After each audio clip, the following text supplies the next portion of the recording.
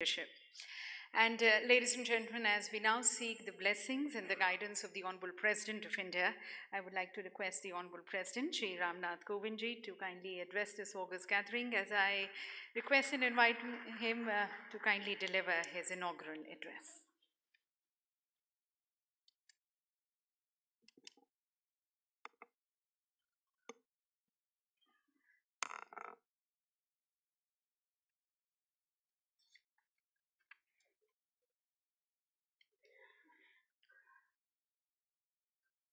Union Minister, Food Processing Industries, Srimati Harshimrat Kaur Badal, President, All India Food Processors Association, Dr. Shobhot Jindal, other dignitaries on the dais, distinguished guests, ladies and gentlemen.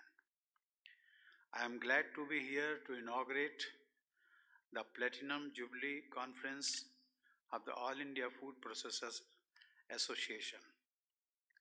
My heartiest congratulations to all of you on this occasion.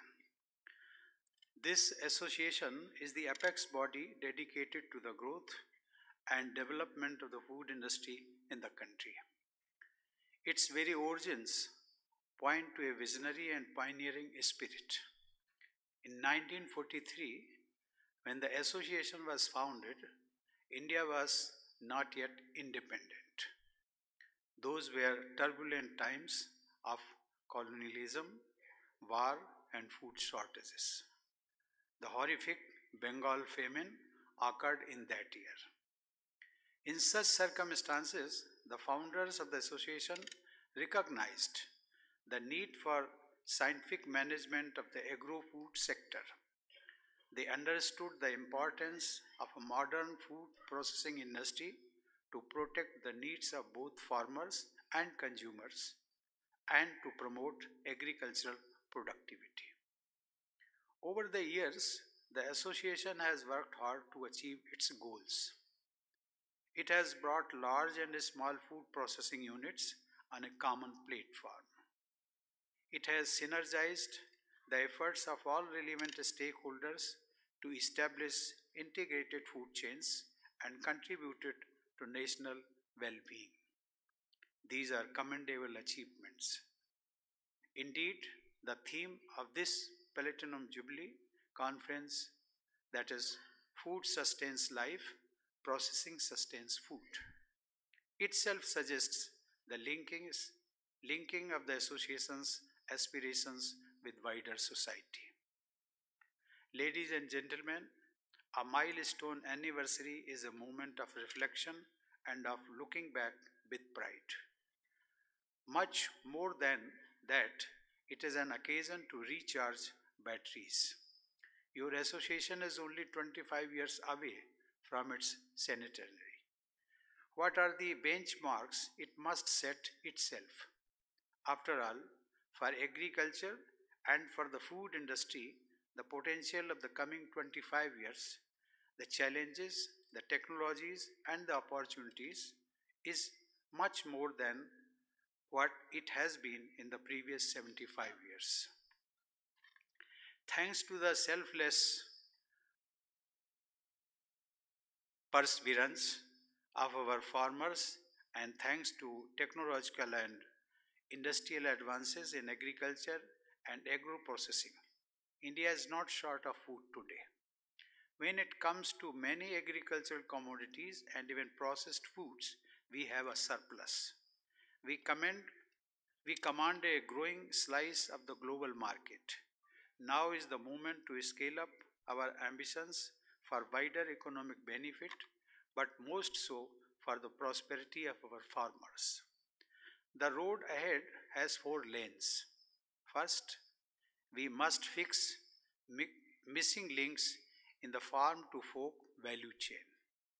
The differential between what farmers gets for their crops and prices that food consumers pay, both within the country and internationally, is substantial. It is important to reduce this. This will make for security of demand and supply, and it will also ensure sustainability of farming as a profession. Without the farmer's willingness and motivation to labor all day in the field, the food processing industry will dry up. It will not have its basic ingredient, agricultural produce. The farmer is not just your supplier, he or she is your inseparable partner. Second, and somewhat related to the first point, is the degree of food wastage in India. This is true for agricultural produce that just rots in the field or the mandi. It is also true for processed food or cooked food that goes waste. To be fair, this is a global problem. According to United Nations findings, food worth 1.2 trillion American dollars is simply thrown aside every year. That is an overwhelming statistic. It amounts to about half of India's GDP. Ladies and gentlemen, in India, food wastage poses not just economic questions but moral ones as well. We are a country with undeniable inequalities in income and consumption. Food wastage can easily be prevented by better and more rational food distribution. This will help us serve a greater section of our people. The issue of post harvest waste is still more pressing.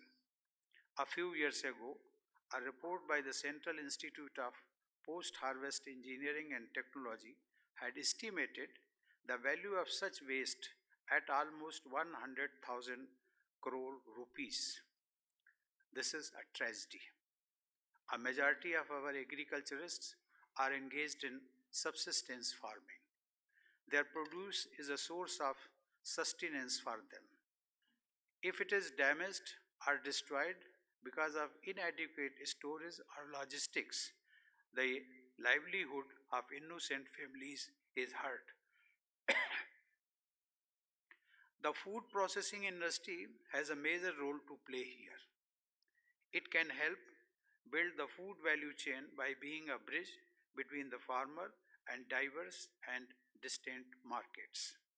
It can enter into long term contracts with farmers for specific commodities and items, and it can make investments and promote infrastructure in the form of cold chains, quick movement and management of food commodities, and technology that keeps food produce safe and edible for lengthy periods.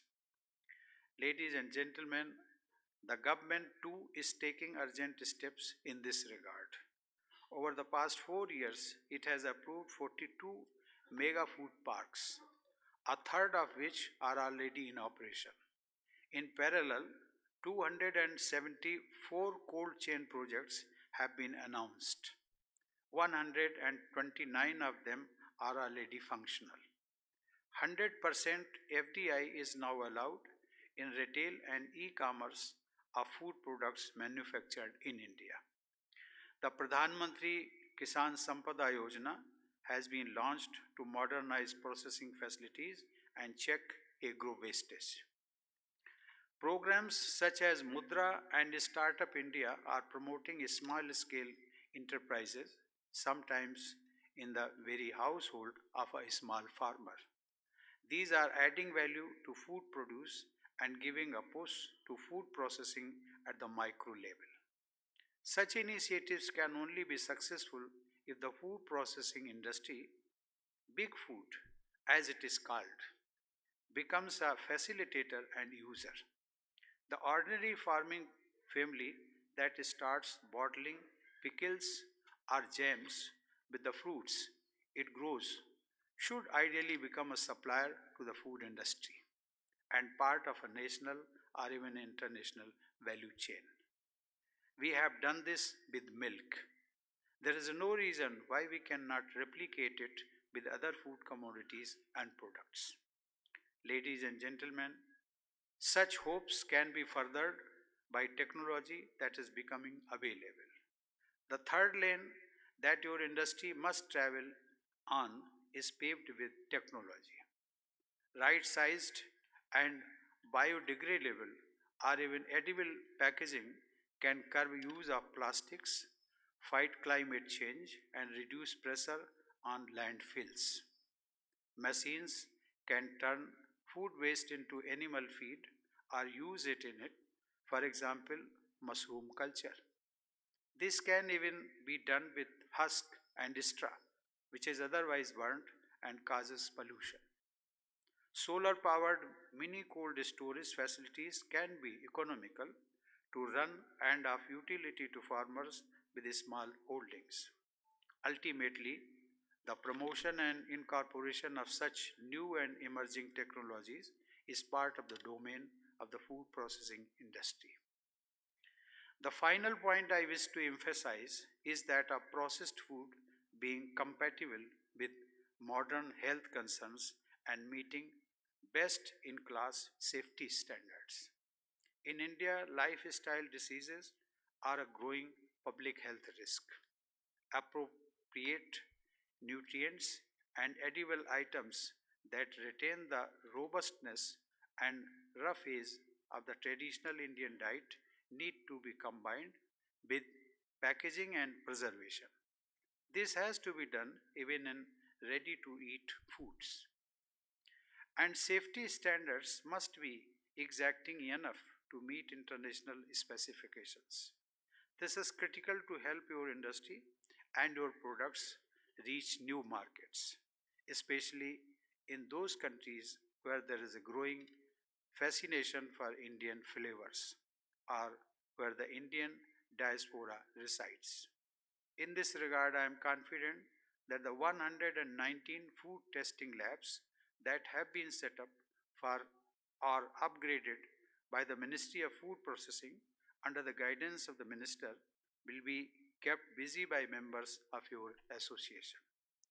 As more food products are created, more food products will be tested, introduced, and consumed. It is vital that a culture and consciousness of food safety is inculcated across the food value chain, from consumers to suppliers, and from large packaged food companies to neighborhood mithai shops. With those words, I once again congratulate your association on completing 75 years.